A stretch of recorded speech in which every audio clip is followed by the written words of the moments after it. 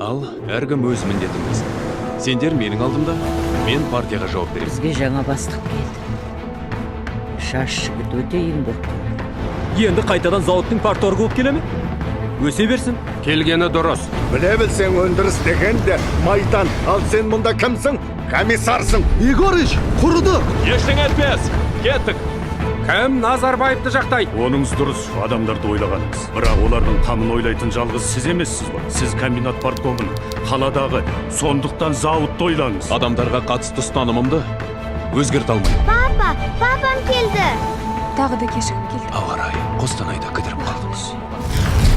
Қиындық жігерсізді жастырады. Қайрақты ширатады.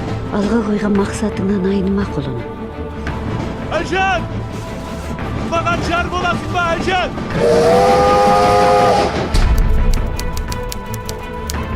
Біз өз еңбегіміздің жемісті болғанын қалаймыз, және соған ұмтыламыз. Елімізге сапалы өнім керек. Әлі уақыт бар, жақсылап ойлан. Өзің сенімді болсаң, болған. Сәлеметсіз бе, Леонид Ильич? Сіз үшін шақыртқан екен ғой. Маңызды мәселелердің... Осы үшін бір күні Кремльден қорқам қатаң сөгіс салып қалмас екен. Ол таза жүрек. Бұл туралы ойланбай, қорқатын ештеңе жоқ. Азар болса қайтадан домнаның қасында тұрар. Ал, қане? Талқыға салып көрейік.